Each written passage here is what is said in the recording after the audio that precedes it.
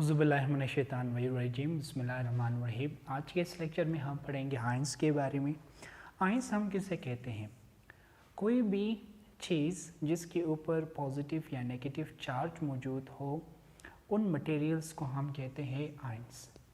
कोई भी एंटिटी, कोई भी पार्टिकल, कोई भी चीज़ जिसके ऊपर चार्ज मौजूद हो, चाहे पॉजिटिव चार्ज चाहे नेगेटिव चार्ज, उनको हम कहते हैं आयंस।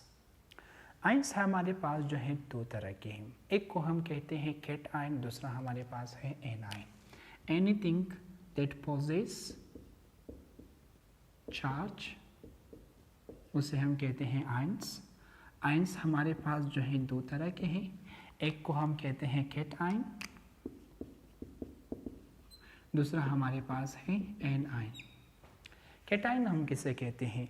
एक ऐसा आयन जिसके ऊपर पॉजिटिव चार्ज मौजूद हो उसे हम कहते हैं cation. An ion that carry positive charge is called cation. Cation बनता किस तरह है? जब भी कोई एंटिटी, जब भी कोई पार्टिकल, जब भी कोई एटम इलेक्ट्रॉन लूज करता है, यानी अपने इलेक्ट्रॉन को रिमूव करता है, तो तब जो है वो एटम किस चीज़ में कन्वर्ट होता है? कैटायन के अंदर कन्वर्ट होता है। तो कैटायन उस वक्त बनता है जब कोई सब्सटेंस अपने इलेक्ट्रॉन को लूज करे, उसमें से इलेक्ट्रॉन रिमूव हो जाए। तो cation forms when some entity loses electron. जब भी कोई इलेक्ट्रॉन लूज करे तो उसके रिजल्ट में कैटायन प्रोड्यूस होता है। एग्जाम्पल हमारे पास क्या है? एग्जाम्पल इसका हमारे पास है एल्यूमिनियम +3 सोडियम +1 वगैरह।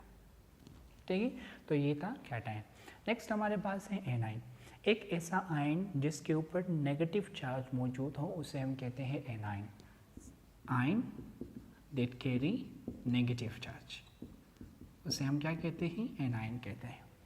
एनाइन बनता किस तरह है? जब भी कोई पार्टिकल इलेक्ट्रॉन गेन करे, इलेक्ट्रॉन बाहर से ले ले, अपने अंदर इलेक्ट्रॉन ऐड करे, तो उसके रिजल्ट में क्या प्रोड्यूस होता है? एनाइन प्रोड्यूस होता है। तो जब भी कोई पार्टिकल इलेक्ट्रॉन गेन करता है, इलेक्ट्रॉन ले लेता है, तो उसके रिजल्ट में एनाइन प्रोड्यूस होता है।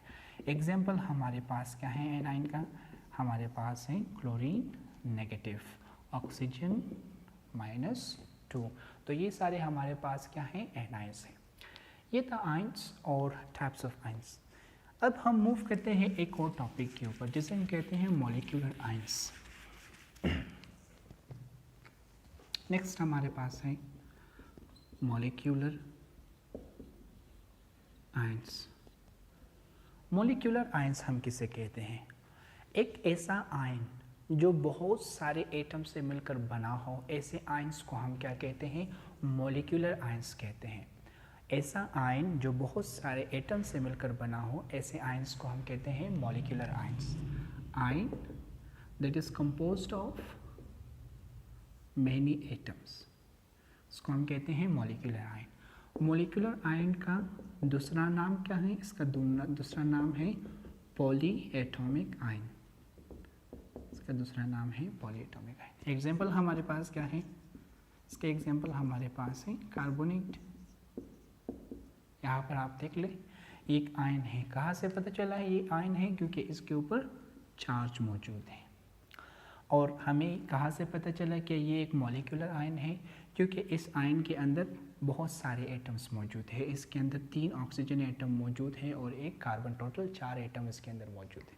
तो एक ऐसा आयन जिसके अंदर बहुत सारे एटम्स मौजूद हो, ऐसे आयन को हम कहते हैं मॉलिक्यूलर आयन, या फिर उसे हम कहते हैं पॉली एटॉमिक आयन। तो ये था मॉलिक्यूलर आयंस के बारे में। नेक्स्ट जो हमारे पास टॉपिक है वो है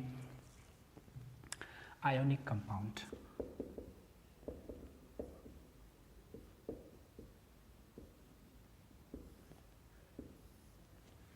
आयोनिक कंपाउंड हम किसे कहते हैं?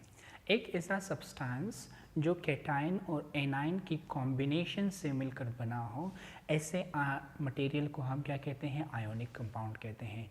एक ऐसा सब्सटेंस जो कॉम्बिनेशन ऑफ कैटायन और एनायन से मिलकर बना हो, ऐसे सब्सटेंस को हम कहते हैं ionic compound. The substance that is composed of cations and anions are called ionic compound. Example ionic compound का हमारे पास क्या है? Sodium chloride. अगर आप सोडियम क्लोराइड को देखें तो ये केटाइन और एनाइन से मिलकर बना है, ये बना है सोडियम केटाइन से और क्लोराइड एनाइन से मिलकर बना है। ठीक है, यहाँ पर आप देख सकते हो। तो ये हमारे पास है टॉपिक आयोनिक कंपाउंड का। नेक्स्ट हमारे पास जो टॉपिक है वो है फ्री रेडिकल्स।